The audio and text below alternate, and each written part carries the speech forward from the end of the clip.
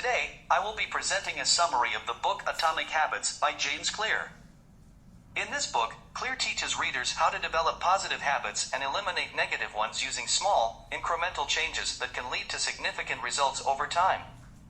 Clear's approach is practical and evidence-based, drawing on the latest research in psychology, neuroscience, and behavioral economics. I will be emphasizing the key insights and takeaways from the book. Part 1: The Fundamentals of Atomic Habits. Chapter 1: The Surprising Power of Atomic Habits. The first chapter of Atomic Habits introduces readers to the central theme of the book: small habits can make a big difference. Clear argues that successful people are not necessarily more gifted or talented, but rather have developed better habits and routines. He suggests that we should focus on improving our systems rather than just setting goals. In our daily lives, we tend to focus on achieving our goals without paying much attention to the habits that will help us achieve them. However, Clear argues that goals are just a destination, and it is the systems we build that help us get there. When we focus on building better systems, we can create habits that will lead to the achievement of our goals. Clear suggests that we should focus on small, incremental changes, or what he calls atomic habits, that are easy to implement and maintain. He notes that these small changes may seem insignificant at first, but can lead to significant results over time. For example, if you want to lose weight, instead of setting a goal to lose 10 pounds, focus on building the habit of going for a walk every day. Chapter 2: How Your Habits Shape Your Identity, and Vice Versa. In Chapter 2, Clear explains how our habits are closely tied to our identity. He argues that we should focus on becoming the type of person we want to be by building habits that align with our desired identity. Clear suggests that we should ask ourselves what kind of person we want to be and then start behaving like that person. When we try to change our habits, we often focus on the action we want to take, such as going to the gym or eating healthier.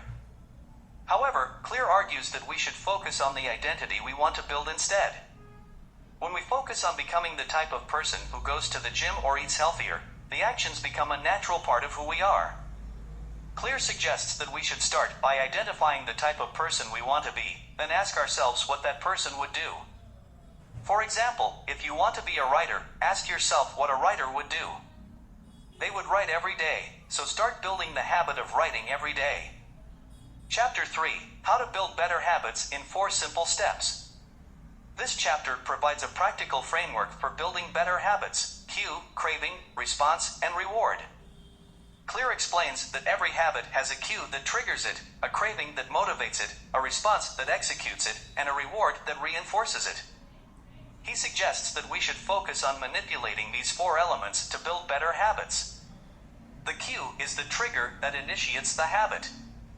It could be a time of day, a location, or an emotional state. The craving is the desire or motivation that drives the habit. The response is the action or behavior that follows the cue and craving.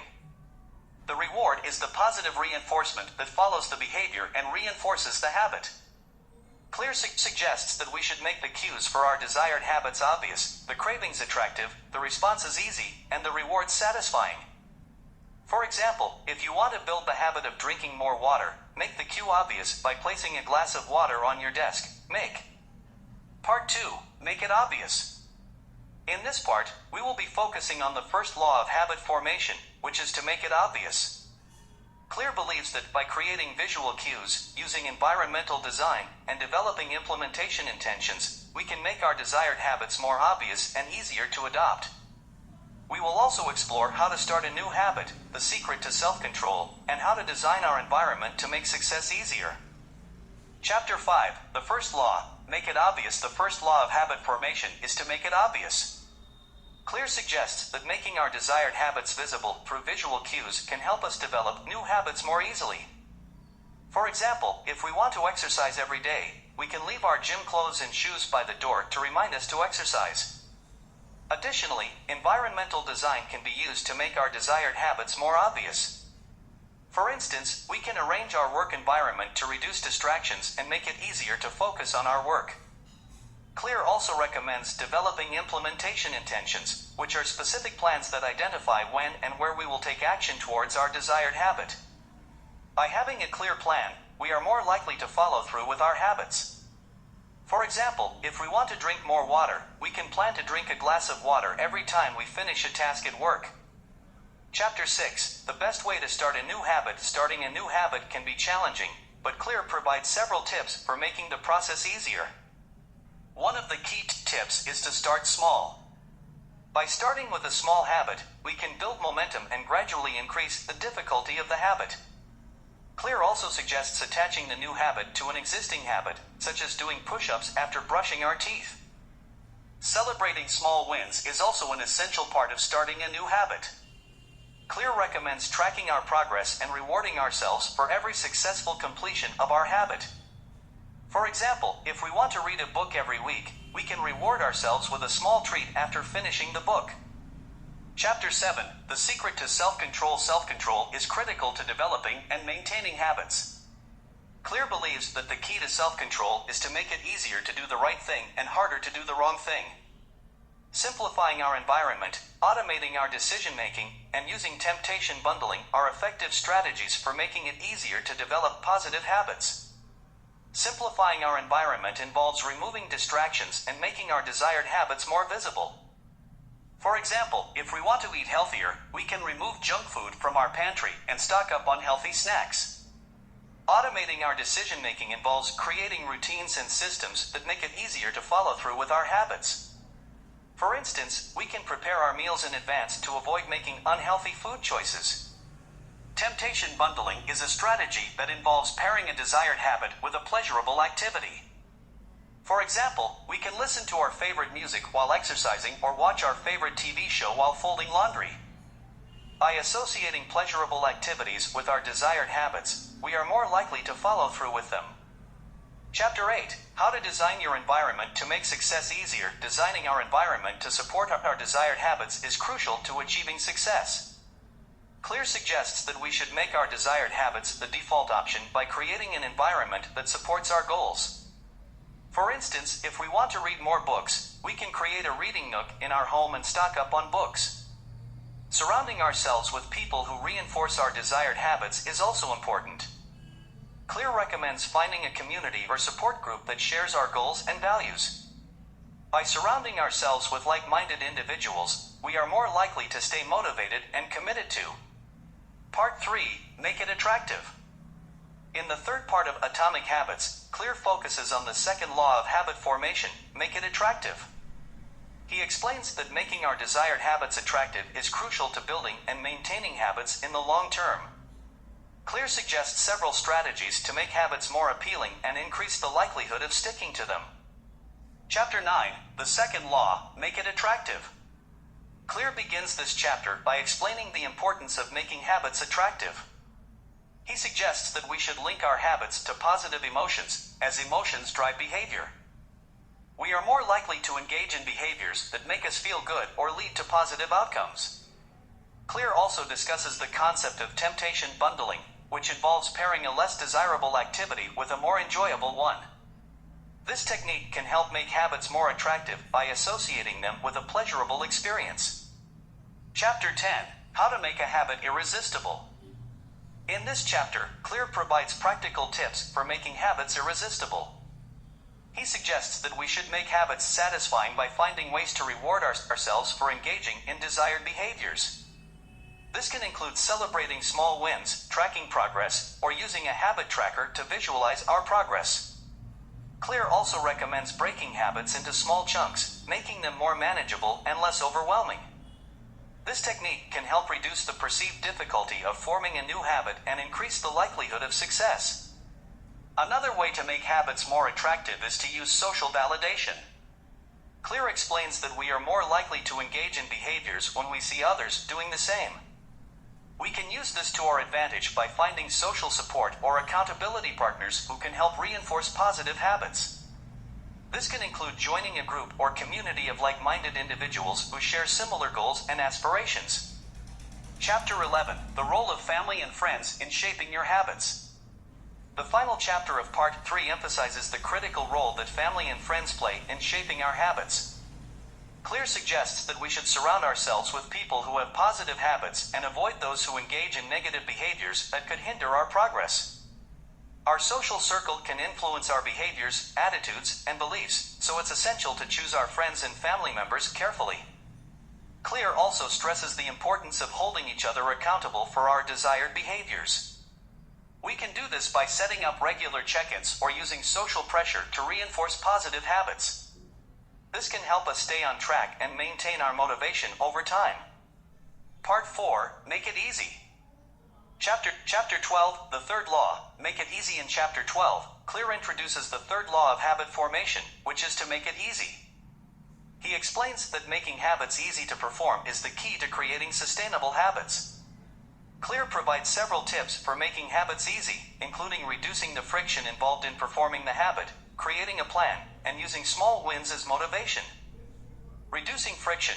Clear argues that making habits easier means reducing the friction involved in performing the habit. For example, if you want to start a habit of working out, you can make it easier by keeping your gym clothes ready, finding a gym that is nearby, or having a workout partner to keep you accountable.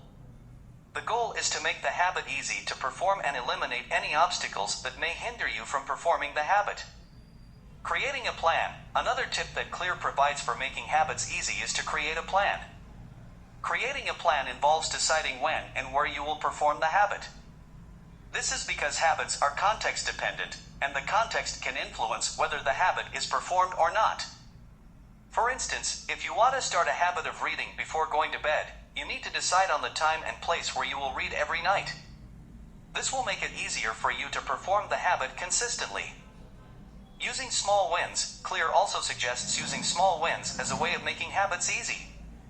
Small wins are milestones that you achieve along the way as you develop a habit. For example, if you want to start a habit of writing, you can set a goal of writing for 5 minutes every day. Once you achieve this, you can increase the time gradually. Celebrating small wins will make you feel good about yourself, and this will motivate you to continue with the habit. Chapter 13, How to Stop Procrastinating by Using the 2-Minute Rule. In Chapter 13, Clear introduces the 2-Minute Rule, which suggests that we should focus on starting a habit rather than completing it.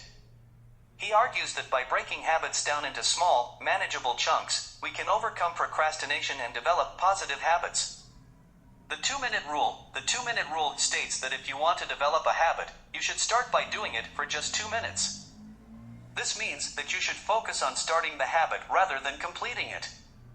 For example, if you want to start a habit of exercising, you can start by doing just 2 minutes of exercise every day. Once you get started, it will be easier to continue, and eventually, you will be able to do more. Breaking habits into small chunks. Clear also suggests breaking habits into small chunks. This is because habits are easier to perform when they are broken down into small, manageable steps. Breaking habits down into small chunks also makes it easier to measure progress and celebrate small wins. Chapter 14, The Secret to Consistency. In Chapter 14, Clear explains that the key to consistency is to create a cadence for our habits. He suggests that we should break habits down into small chunks, execute them consistently, and use rewards to reinforce positive behaviors.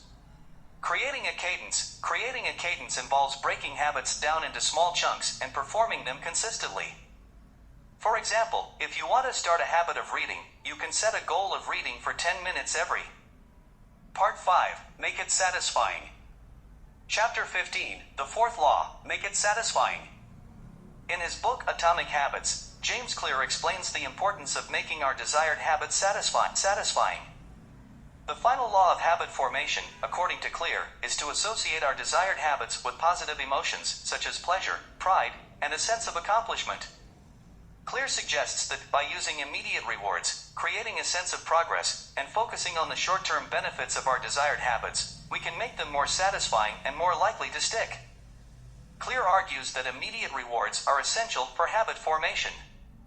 When we perform a habit, we receive an immediate reward, which reinforces the behavior and makes us more likely to repeat it in the future.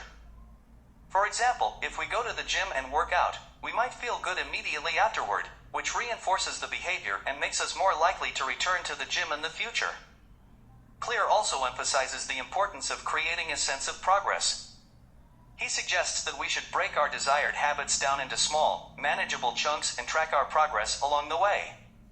By doing so, we can see the progress we are making and feel a sense of accomplishment, which makes the habit more satisfying and more likely to stick. For example, if our goal is to read more, we might break our reading habit down into small chunks, such as reading for 10 minutes each day, and track our progress by marking off each day on a calendar. Finally, Clear suggests that we should focus on the short-term benefits of our desired habits, rather than the long-term benefits. While the long-term benefits of a habit, such as improved health or increased wealth, can be motivating, they can also be difficult to achieve and may not provide immediate satisfaction.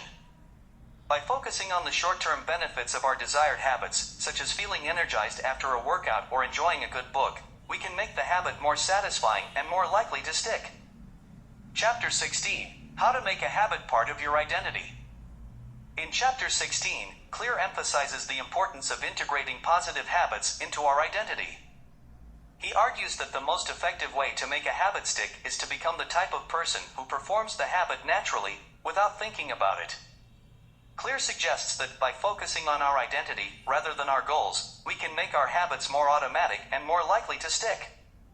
Clear suggests that we should ask ourselves what type of person we want to be and then focus on developing habits that align with that identity. For example, if we want to be the type of person who is healthy and fit, we might focus on developing habits such as exercising regularly and eating a healthy diet. By doing so, we are not only achieving our goals but also reinforcing our identity as a healthy and fit person. Clear also suggests that we can use role models to reinforce our positive habits. By surrounding ourselves with people who have the habits we want to develop, we can reinforce our own positive behaviors and make them more automatic. For example, if we want to develop a habit of reading more, we might join a book club or spend time with friends who enjoy reading. Chapter 17. The downside of creating good habits. In the final chapter of Atomic Habits, Clear acknowledges that there are potential downsides to developing positive habits. While developing positive habits can have many benefits such as improved health, increased productivity, and greater happiness, there are also potential costs associated with these habits. Clear suggests that we should be aware of the potential costs of our positive habits and be willing to modify our habits when necessary. For example, if our exercise habit is causing us to neglect other areas of our life, such as our relationships or our work, we may. The conclusion. Atomic Habits provides a comprehensive framework for developing positive habits and eliminating negative ones. Clear's approach is based on the latest research in psychology, neuroscience, and behavioral economics and provides a practical, evidence-based guide to habit formation. By focusing on small, incremental changes, we can develop positive habits that lead to significant results over time. The end.